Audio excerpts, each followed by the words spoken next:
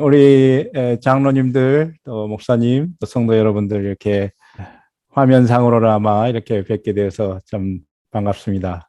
요즘 어떻게 지내십니까? 제가 뭐 몇 주 전에 뵀지만은 제 딸이 고등학교 3학년인데 한국말을 이 알아는 듣지만 잘 못해요. 근데 한국말을 하나 배웠는데 그걸 아주 자신 있게 하는 말이 이 말입니다. 아빠, 사는 게 힘들어요. 그래서 그 말을 어디서 배웠는지 모르지만은 얼마나 이 사는 게 힘들었으면은 그 말을 아주 그 한국말 중에서 자기 마음을 표현하는 말로 선택해서 그냥 어리광스럽게 아빠 사는 게 힘들어요 이렇게 자꾸 그렇게 말하는지 모르겠습니다. 여러분들 사는 게 좀 어떻습니까? 힘들 수도 있고 또 생각하기 나름이지만은 쉽지 않은 것 같아요. 요즘 계속 뭐 물가도 올라가고 걱정도 많고 고비가 지나갔지만 사는 게 참 힘들어 보입니다. 그래서 저는 오늘 사는 게 힘든 분들을 위하여 오늘 말씀을 준비했습니다. 우리가 너무나 잘 아는 성경 말씀이죠. 마태복음 11장 28절부터 30절. 수고하고 무거운 짐진 자들아 다 내게로 오라. 내가 너희를 쉬게 하리라. 나는 마음이 온유하고 겸손하니 나의 멍에를 메고 내게 배우라. 그러면 너희 마음이 쉼을 얻으리니 이는 내 멍에는 쉽고 내 짐은 가벼움이니라. 우리가 너무나 많이 들었던 말씀인데 저는 오늘 과연 예수님의 짐은 뭘까? 예수님의 멍에는 뭘까? 여기서 보면은 나의 멍에를 메고 나한테 배우라 이렇게 말씀을 하셨는데 우리가 예수님의 멍에를 메고 배워야 되지만 배워야만이 우리의 마음이 쉼을 얻고 우리의 짐도 가벼워질 텐데 과연 예수님의 멍에는 뭘까? 그걸 알아야지 우리가 지킬 거 아닙니까? 이 멍에라는 것은 짐이라는 것은 우리가 누구나 이 세상을 살아가는 사람들은 체험을 하죠. 마음속의 짐들, 수고하고 무거운 짐진 자들아. 이것은 정말 짐진 자들만 말하는 게 아니라 어떻게 보면 이 세계 모든 태어난 모든 사람을 향해서 말씀하신 것이라고 생각합니다. 여기 보면 수고하고 이렇게 먼저 시작을 했는데 우리가 수고한다는 말을 많이 쓰죠. 아유 제가 설교하고 나면 아유 목사님 수고하셨습니다. 뭐 장로님 수고하셨습니다. 어떤 손님이 와서 뭘 하고 가도 수고하셨습니다라는 말을 많이 써요. 그래서 그 감사의 표현이지만은 사실 수고라는 말은 그렇게 좋은 말은 아니에요. 힘든 일이죠. 그래서 되도록이면 수고를 안 하게 살려고 우리 이 세상을 노력을 합니다. 그래서 어떻게 하면 좀 편안하게 살까? 어떻게 하면 최대한대로 수고스럽지 않게 살까를 만드는 게 이 현대 문명의 어떤 고리라고도 봐도 과언은 아닙니다. 그래서 요즘은 뭐 저희 집 전기 스위치도 안 켜요. 그냥 딱 들어가면 알아서 켜고 나오면 꺼집니다. 그래서 모든 그 수고스러웠던 걸, 뭐 옛날에는 빨래도 하지만 지금 뭐 버튼 몇 개 누르고, 그 다음에 요즘 차도 자기가 운전해 갑니다. 되도록이면 수고스럽지 않게 번거로운 것들은 다 없애고 수고스럽지 않게 살려고 그렇게 만들고 인간이 이럼에도 불구하고 우리의 삶이 가벼워지고 있는가? 아니면 어쩌면 우리의 삶이 아무리 이런 문명을 발전시켜 가지고 우리의 삶을 평안하게 만들려고 노력하지만은 노력할수록 뭔가 우리 마음속에 큰 짐들이 더 있지 않는가? 나의 건강에 대한 걱정들, 경제적인 걱정들, 직업에 대한 걱정들, 자식 걱정, 인간관계의 걱정, 내 정신 건강에 대한 그런 걱정, 이런 것들이 그렇게 짐이 없어지지 않은 것 같아요. 그래서 예수님께서 그런 우리 마음을 아시고 또 시대가 아무리 좋아진다 할지라도 그 마음의 짐이 있다는 것을 아시고 그런 우리들에게 초청하셨어요. 내게로 오라. 내가 너희를 쉬게 하리라. 나는 마음이 온유하고 겸손하니 나의 멍에를 메고 나를 내게 배우라. 그리하면 너의 마음이 쉼을 얻으리라. 그런데 예수님의 멍에는 과연 뭘까요? 제가 생각할 때 예수님 뭐 몰개지 걱정도 안 하셨을 것 같고, 결혼을 안 하셨으니까 뭐 부부간의 갈등도 없으실 거고, 물론 자식 걱정, 뭐 교육 걱정, 교육비 걱정도 안 하셨을 것 같고, 예수님의 멍에는 무엇이었을까? 예수님의 걱정은 뭘까? 예수님의 걱정을 이해를 하려면, 아니 멍에를 이해를 하려면은 우리는 먼저 우리의 멍에를 잘 생각을 해봐야 됩니다. 그리고 우리의 멍에와 예수님의 멍에가 어떤 차이가 있는지를 생각해 볼 필요가 있습니다. 우리의 멍에는 오늘 저는 예수님의 멍에에 대해서 두 가지를 말하고 싶은데, 우리의 멍에의 첫 번째 우리가 멍에가 씌워지는 이유는 기대입니다. expectation. 우리가 살아가는 모습, 그리고 우리 마음에 부담을 주는 것 중에 가장 큰 것 중에 하나가 비교에서 오는 기대치에 미치지 못할 때 우리는 그게 마음의 짐이 돼요. 남의 자식은 다 의대에 들어갔다는데 또 남은 이런 집 샀다는데 나는 지금 무슨 꼴인가. 이 세상이 인터넷화 되면서 최고의 것들이 우리의 눈앞에 비교가 되게 되어 있습니다. 보통 이렇게 특출나지 않으면은 명함도 못 넣는 그런 시대에 살고 있어요. 끊임없이 자기를 비추어 보고 자기의 성과와 자기의 성공과 자기의 상태를 비춰보게끔 우리는 조종당하고 있습니다. TV라든지 유튜브라든지 끊임없이 우리의 자신의 모습을 평가하면서 나도 모르게 비교하면서 살아가요. 그래서 옛날에는 그 동네에서 제일 이쁘면 최고로 이 세상에 이쁜 사람인 줄 알았어요. 그 동네 저희 어머니 말씀이 자기가 미스 신지였다는데, 우리 신지면 근곡 조그마한 섬이에요. 거기 미스 신지셨대요. 근데 거기에 미스 신지가 되려면은 딱 5명 중에서 최고로 이쁘면 돼요. 그렇게 아주 쉽게 이뻐질 수 있었는데 요즘은 어떻습니까? 100만 명 중에 1명 이뻐도 이거는 얼굴 내밀 수가 없어요. 가장 이뻐야 됩니다. 가장 똑똑해야 돼요. 가장 부자여야 되고 가장 좋은 물건을 생산해야 돼요. 그래서 이 비교치에서 오는 그 익스펙테이션이 우리를 무겁게 만들어요. 그래서 거기에서 이 세상이 모두가 돌아갑니다. 마케팅이라든지 명문이라든지 명품이라든지. 그래서 우리가 정신을 안 차리면 모두가 그쪽으로 지금 흘러나가게 되었습니다. 요즘 이제 우리가 지난주에 제가 어떤 교회에 가서 이렇게 말씀하시고 거기에 컴퓨터 하시는 분이 있어서 저도 컴퓨터를 좀 하고 그래서 이제 그 챗팟이라고 하는 챗 GPT라고 하는 그런 이야기를 많이 그분이 나누셨어요. 옛날에는 지식이 아버지에게서부터 아들로 전수해졌습니다. 다르게 배울 방법이 없었어요. 그래서 아버지가 대장장이면은 아들도 대장장이에요. 아버지의 평생 배워왔던 그 비술을 아들에게 전수했습니다.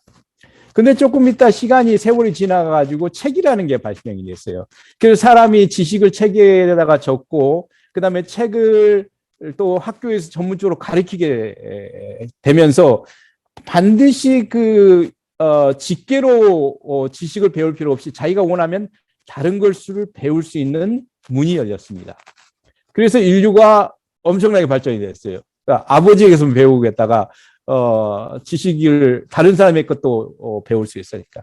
근데 인터넷이 발견된 다음에 그 지식이 학교에서만 배우고 책으로만 배웠던 것이 이 타이핑 몇 번을 치면은 모든 게 공유하게 돼 있어요.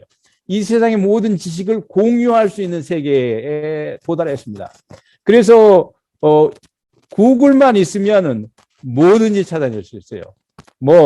저는 요즘 요리하는 것도 구글을 보니까 다 떡볶이 만드는 법, 김치찌개 만드는 법. 제가 그 텔레비에 나오는 그 유명한 그 배우들하고 경쟁을 해야 되기 때문에 더 이상 이 웬만히 잘해가지고는 이 부인들이 감동을 받지 않아요. 그래서 요리도 잘해야 된다고 요즘은 그렇게 말을 해가지고 못 고치는 게 없습니다. 뭐 모르는 게 없어요. 다 구글에서 찾으면은 다 나와 있어요. 제가 컴퓨터 프로그램을 해도 모르는 거 딱 막히면 그걸 딱 치면 답이 쫙 이렇게 나오게 돼 있어요. 전혀 세상에 모르는 것이 없고 겁날 것이 없습니다.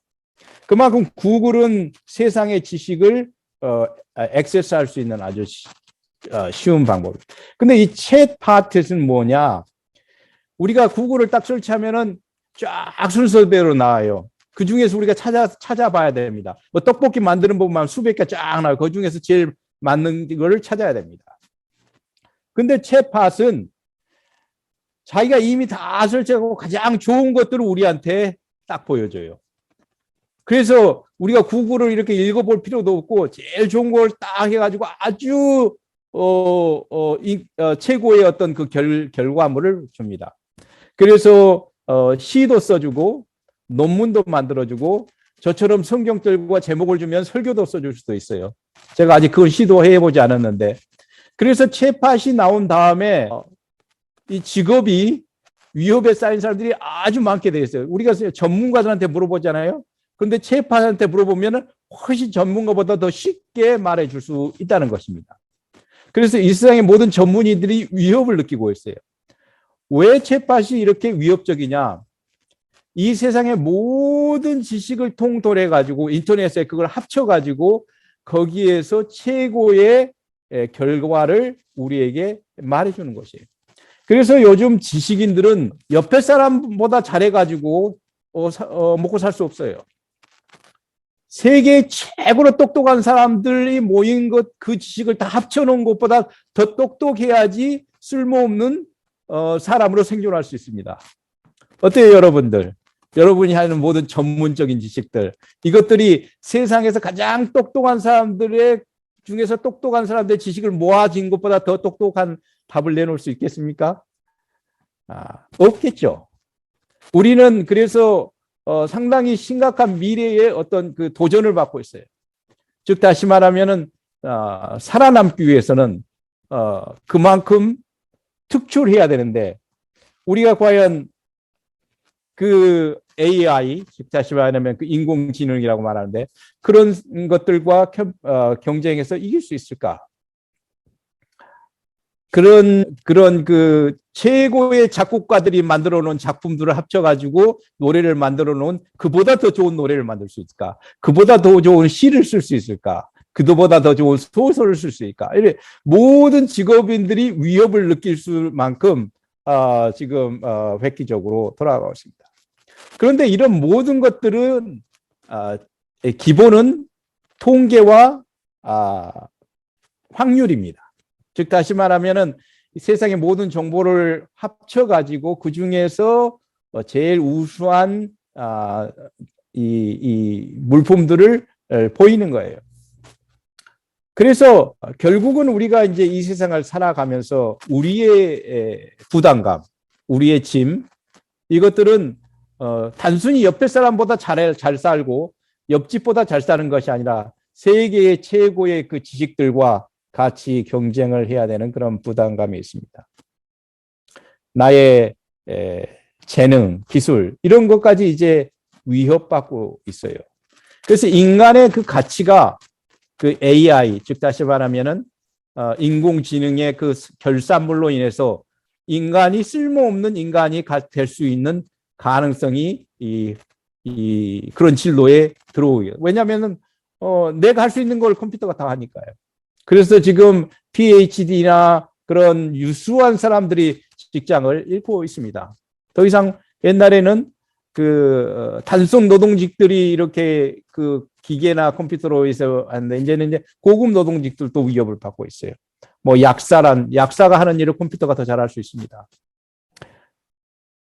그래서 저는 이러한 그 부담감 속에 살고 있는 우리 세대들, 특히 젊은 세대들에게 무한한 그 안타까움을 감출 수가 없어요. 우리 자식들을. 과연 어떻게 생존할 수 있을까? 우리의 짐들은, 우리 아이들의 짐들은 엄청나게 많이 있습니다. 우리 부담감, 잘해야 되는 부담감, 남들보다 잘하는 게 아니라 이제는 AI보다 잘해야 되는 그런 부담감이 있습니다. 근데 이 모든 것의 그 결론은 모두가 통계와 확률인데, 즉 다시 말하면 누가 가장 좋은 솔루션을 가지고 있나, 누가 가장 최고인가, 이거에 대해서 그걸 제조하기 때문에 그 최고의 그런 것이 나오게 되었어요. 근데 예수님의 짐은 뭘까요? 우리의 짐은 이제 제가 약간 현대적으로 설명을 했는데, 우리의 짐은 이제 옆에 사람과 컴퓨터하고 뭐 동네 사람과 컴퓨터하는 수준을 들어서 이제 AI와 컴퓨터해야 되는 생존권이 달려있는 예수님의 짐은 뭘까요? 우리가 제시한 이 해결책, 즉 통계와 확률, 최고, 그 다음에 중간치 뭐 이런 거, 다수 이런 거, 이런 것에서 오는 그 부담감, 그 짐. 예수님의 짐은 과연 무엇이었을까요? 하나님께서는 우리를 유일하게 만드셨습니다. 상당히 세상의 그 어프로치하고는 달라요. 여러분은 아주 유일한 사람입니다. 똑같은 사람이 없어요. 여러분이 죽어버리면 전에도 또 후에도 똑같은 여러분은 나오지 않습니다. 하나님께서는 우리 인간을 만들 때 아주 유일하게 만들었어요. 그분이 유일신이시지만 그분의 그 성품과 특성을 따라서 여러분을 유일하게 만드셨습니다. 그리고 여러분을 아주 유일하게 보세요. 여러분을 다른 사람하고 이렇게 비교해가지고 보지도 않고, 또 통계적으로 이렇게 해가지고 뭐 80%에 들어간 사람, 뭐 상위 1% 이렇게 보지 않으세요. 아주 유일하게 보시고, 유일하게 취급하시고, 유일하게 창조를 하시고, 아주 유일하게 특별하게 여러분들을 보시고 계십니다. 예수님의 짐은 바로 하나님의 눈으로 여러분들을 보는 그런 부담감입니다. 즉 다시 말하면 그 가치를 전달하실 때 하나님의 눈으로 가치를 전달하려고 하시는 것이 곧 예수님의 짐입니다. 즉 다시 말하면 99마리의 양보다는 그 잃어버린 한 마리의 양이 더 소중하다고 하는, 아주 통계적으로는 수학적으로 맞지 않는 그 계산법. 마치 여러분의 자식이 뭐 공부를 얼마나 잘해서 여러분이 얼마나 이렇게 통계적으로 얼마나 특출해가지고 여러분이 사랑하시는 그런 것이 아니라 그 애가 아니면은 아무도 그 애를 대처할 수 없는 그 사랑의 공백이 생기기 때문에 그 아이를 사랑하시는 것처럼 예수님 역시 그 한 잃은 양이 99마리를 대처할 만한 특별한 존재라는 것을 우리들에게 각인시켜 주시고 싶으셨던 것입니다. 예수님의 짐은 하나님의 눈으로 각각 사람들에게 특별하다는 것을 말해줘야 하는 그러한 짐이셨습니다. 그분께서는 모든 사람을 대할 때 아주 특별하게 대하셨어요. 세상 사람들은 그렇게 대하지 않았습니다. 예를 들어 벙어리라든지 뭐 절름발이라든지 그 사람들을 그 계층에 따라서 대했어요. 상위층, 하위층, 뭐 장애층, 그 층, 뭐 레이스, 무슨 계급. 예수님께서는 그 한 사람 한 사람을 특별하게 보시고 너는 정말 특별한 사람이야. 너 하나를 위해서 내 목숨을 버려도 아깝지 않아. 이렇게 했어요. 세상이 주는 그 등급, 세상이 평가하는 우리의 가치와 하나님이 우리를 보시는 가치는 근본적으로 다르다는 걸 알 수가 있죠. 그래서 우리는 둘 중에 하나의 짐을 지고 살아야 됩니다. 세상이 기대하는 그 기대치, 그거에 부응하려고 하는 그 짐을 지고 살아가든지, 하나님이 보시고자 하는 너는 정말 세상에 하나밖에 없는 우주하고도 바꿀 수 없는 그런 유일한 존재라는 것을, 그게 나의 기대라. 그 기대를 바라보고 사는 것입니다. 어떤 것이 더 쉽겠습니까, 여러분? 어떤 것이 더 힘을 여러분들에게 주시겠습니까? 끊임없이 비교되고 통계 속에서 평가되는 이 세상의 기대치를 부응하기 위해서 우리는 끊임없이 모으고 공부하고 또 모으고, 이렇게 미국 말로 잘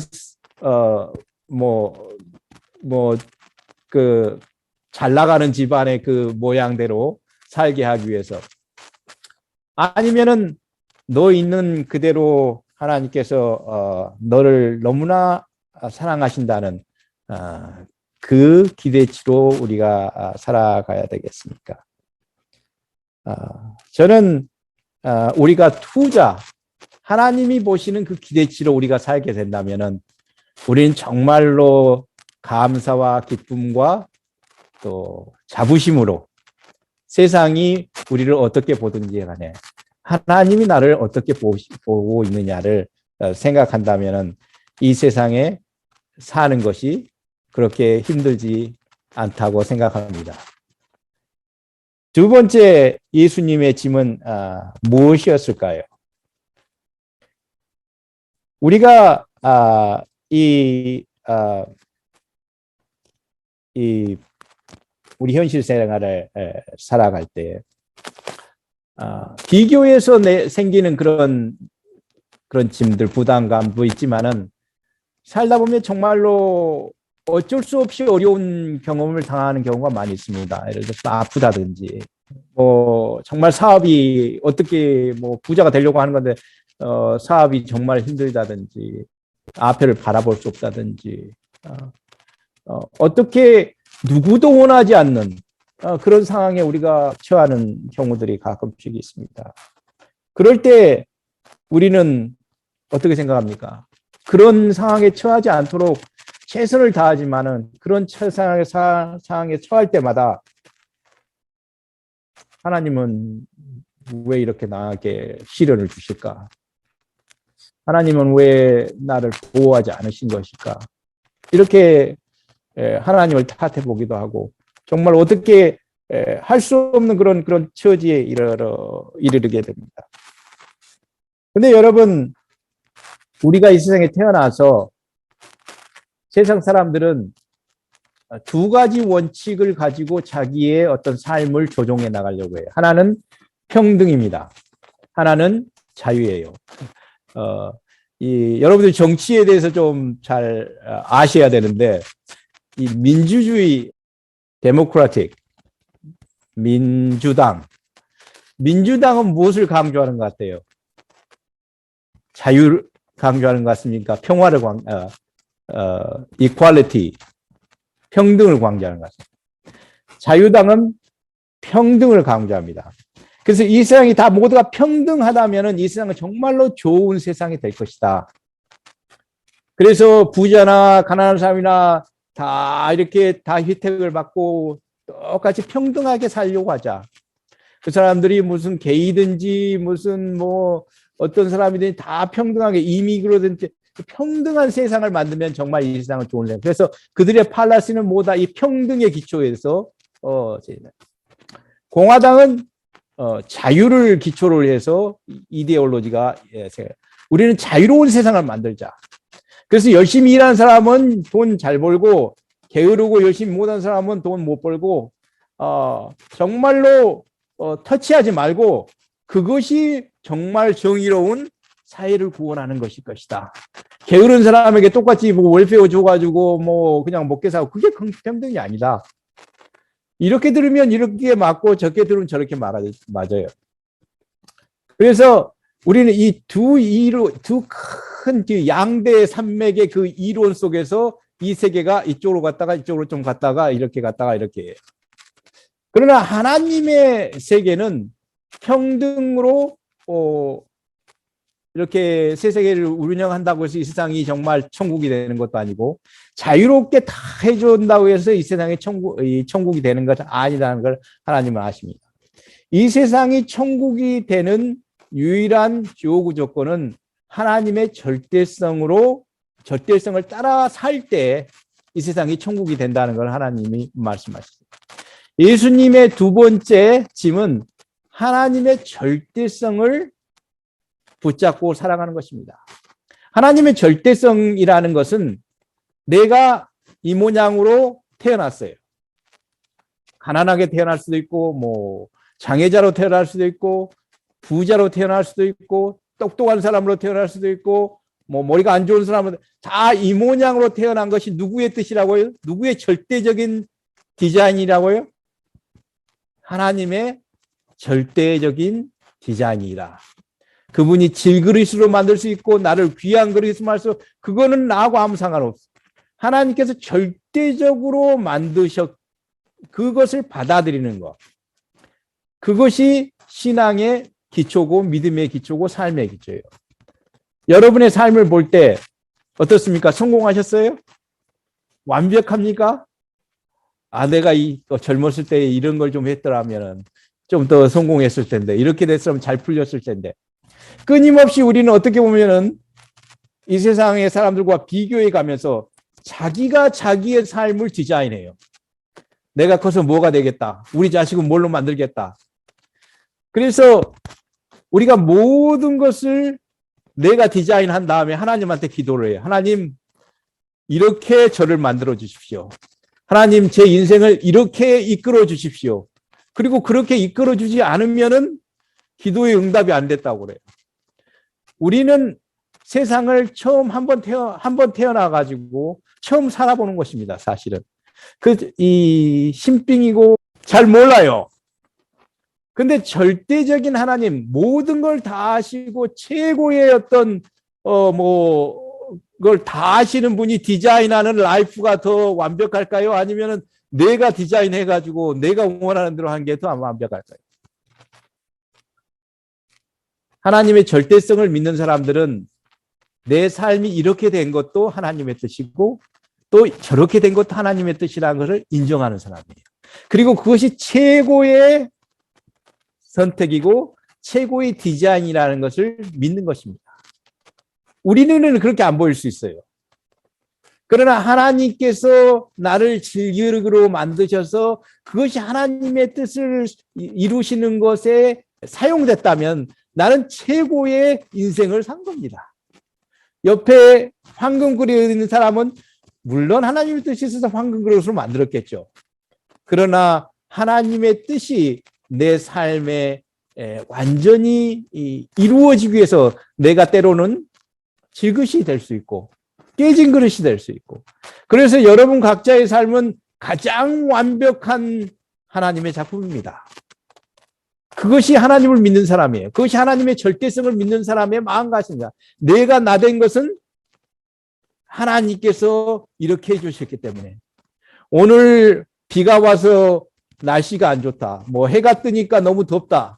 우리는 그렇게 말할 수 있죠. 그러나 하나님을 믿는 사람은 하나님이 오늘 모든 것을 선택하셔 디자인하신 오늘은 완벽한 하루였다. 누가 나의 뺨을 때려도 나는 하나님께서 그걸 나에게 허락하셨기 때문에 완전한 하루였다. 그것이 하나님의 절대성을 믿는 사람들입니다. 그래서 내가 디자인한 삶, 내가 원하는 삶, 내가 바라보는 성공적인 삶, 거기에서 나오는 우리의 삶의 짐, 그것이 뜻대로 되지 않았을 때 우리가 겪어 나가는 그 실망과 그 짐, 거기에서 벗어나서 하나님한테 우리가 맡길 때 모든 나의 되신 것, 내 코가 이렇게 된 것도 하나님의 디자인이고, 이 모든 것이 하나님의 디자인이라는 걸 맡길 때 그것이 곧 우리에게 쉼과 평안을 허락하게 되어 있습니다. 예수님께서는 이 두 가지 짐만을 바라보고 사셨어요. 그분의 멍에는 어떻게 하면 내가 하나님의 눈으로 세상을 사랑하고 이 사람들을 사랑할 것인가? 어떻게 하면 내가 하나님의 절대성을 믿으면서 그분이 나에게 십자가로 느끼시는지 채찍으로 느끼시는지 축복으로 느끼시는지 그것이 하나님의 뜻이라는 것을 붙잡고 살아갈까? 이 두 가지의 멍에를 메고 예수님께서는 이 땅을 사셨습니다. 그리고 우리에게 그 멍에를 같이 매도록 부탁하셨어요. 저와 여러분이 예수님의 멍에를 생각하시면서 삶이 힘들어질 때마다 또 내가 지쳐 힘들 때마다 다시 한번 예수님의 멍에를 우리가 함께 매면서 하나님이 주시는 사랑과 또 믿음 안에서 기쁨과 평안을 누리게 되시길 간절히 바라면서 말씀 마치겠습니다.